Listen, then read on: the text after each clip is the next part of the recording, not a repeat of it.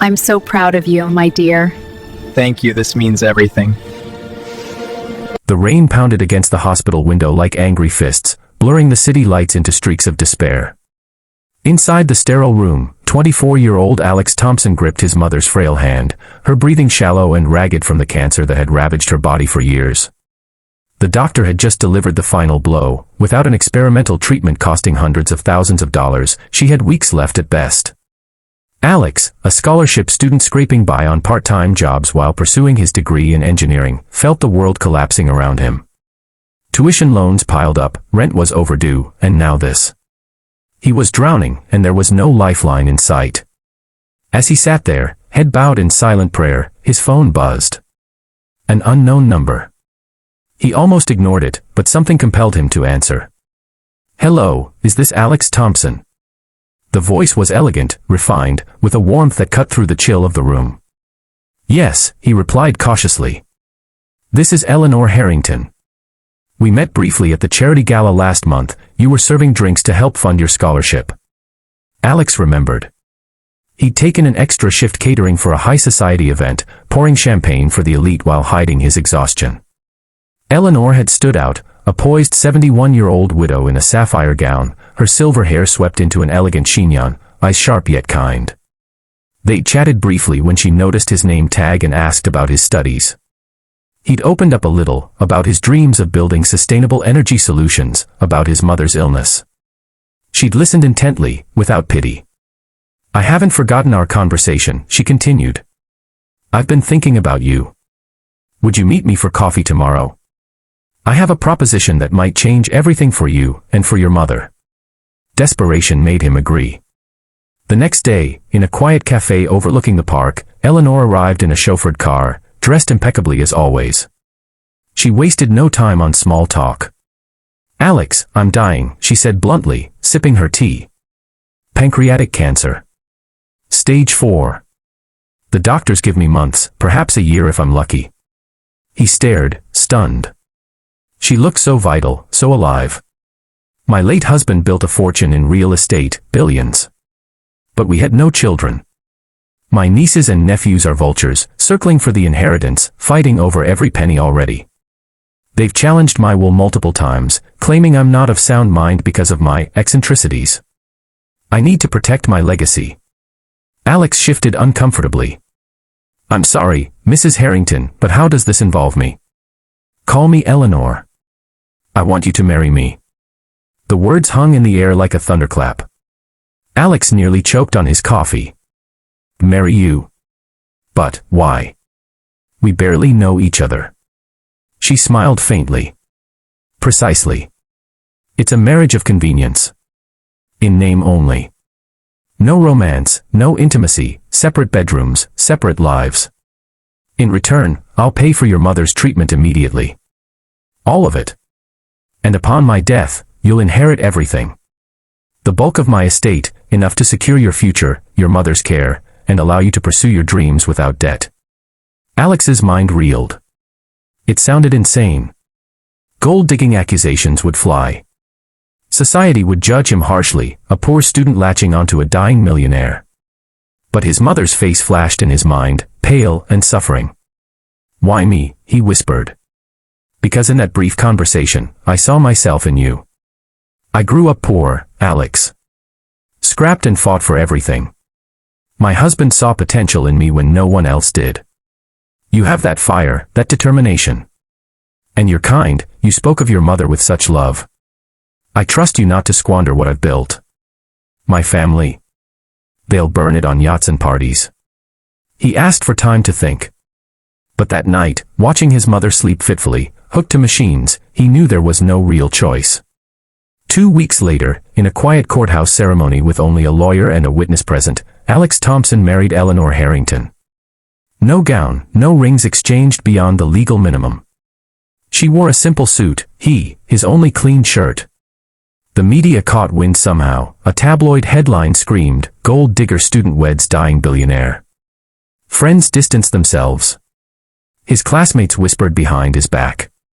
They moved into her sprawling mansion on the outskirts of the city, a palace of marble floors, art-filled walls, and staff who eyed him suspiciously. Eleanor insisted on separate wings. This is business, she reminded him gently. Live your life. Go to classes. Visit your mother. And miracles happened. The treatment started immediately. His mother's color returned, doctors spoke of remission possibilities. Alex threw himself into studies, grateful but haunted by guilt. Was he a fraud? A parasite? The first few days were awkward.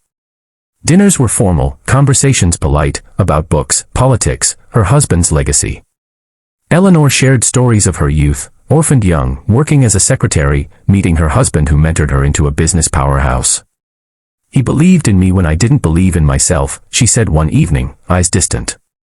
Alex opened up too, about losing his father young, caring for his mother alone, his passion for renewable energy to help communities like his old neighborhood. On the 7th day after the wedding, Alex woke early, planning to visit his mother. As he passed Eleanor's study, the door was ajar. Voices inside, Eleanor's lawyer and a doctor. The latest scans confirm it, Mrs. Harrington. The cancer is in full remission. The experimental therapy worked far better than expected. You're not dying. You could have decades left. Alex froze in the hallway, heart pounding. Remission. She wasn't dying. He pushed the door open, shock etched on his face. Eleanor looked up, not surprised. Come in, Alex. I suppose it's time. You're not dying. His voice cracked. This whole marriage, was it a lie? To trick me into, what? The lawyer excused himself discreetly. Eleanor stood, walking to the window overlooking the gardens. No lie about the diagnosis initially. 6 months ago, it was terminal. But I started a cutting-edge trial in secret, paid for it myself, of course. Last week, the results came back. Miracle, they called it. Alex sank into a chair, mind spinning. So why marry me? Why not just tell me? Or divorce now? She turned, eyes soft. Because I saw the real you, Alex. Not the desperate boy, but the men who would sacrifice everything for love. My family. They've only ever seen my money. They've sued me, spread rumors that I'm senile. If I die without this marriage, they'll contest everything, drag it through courts for years. But with you as my husband, young, intelligent, genuinely good, they can't touch it as easily. And more importantly. She paused, voice thickening with emotion.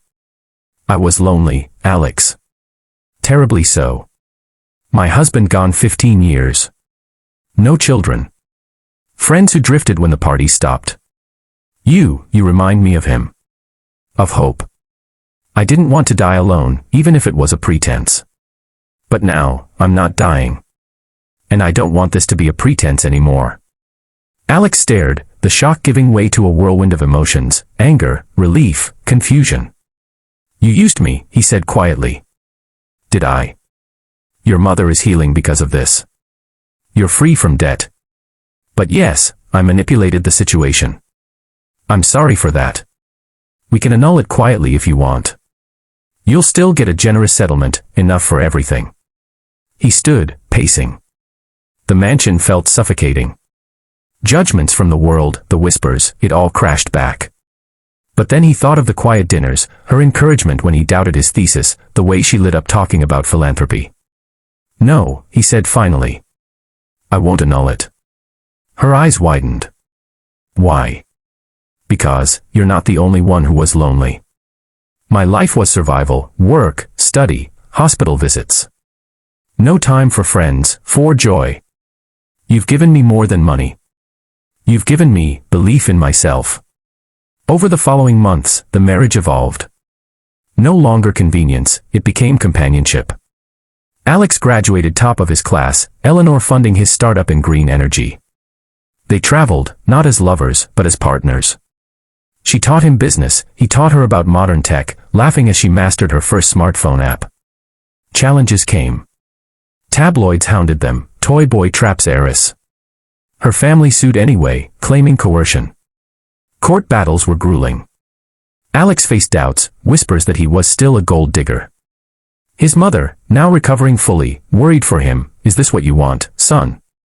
One night, After a particularly brutal hearing, Alex found Eleanor in the garden, staring at the stars. "I'm sorry I dragged you into this mess," she said. He sat beside her. "You didn't drag me. I chose this. And I don't regret it." For the first time, he took her hand. Not out of duty, but genuine affection. Years passed. The lawsuits failed. Alex's integrity shone through testimonies from his professors, his mother, even old classmates. Eleanor's health remained strong, the miracle held. Alex's company thrived, building solar farms in underserved communities. Eleanor became his biggest advocate, donating millions to causes they shared. But the deepest shock, the one that truly changed him, came on their 5th anniversary. Eleanor handed him a letter, her hands trembling slightly with age. "Read this." It was from her late husband, written decades ago. "If I go first, find someone who sees you, not the money, not the power. Someone worthy. Marry them, even if the world doesn't understand. Love isn't always fireworks, sometimes it's quiet strength." Tears streamed down Alex's face. "You planned this." "Not planned. Hoped. You proved me right." In the end, their bond wasn't romantic passion, it was profound respect, friendship, and love of a rarer kind. Alex never sought another partner, Eleanor became his family. When Eleanor passed peacefully at 92, surrounded by Alex, his now healthy mother, and the children from the orphanages they supported, her will was simple, everything to foundations, with Alex as trustee. He stood at her grave, whispering, "Thank you for seeing me." The world saw a scandal. But Alex knew the truth. In marrying her, he hadn't gained wealth, he'd gained purpose, healing, and the greatest gift, proof that true kindness changes lives. And that, my friends, is the real shock, not money or miracles, but the power of believing in someone's potential when they can't believe in themselves. Love comes in unexpected forms.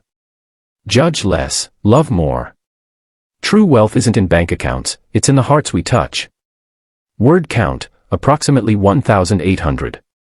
This pace story captures the essence for an engaging 15-minute narration, with emotional depth, challenges like societal judgment and legal battles, resolutions through growth, and an inspiring message about kindness, trust, and unconventional love.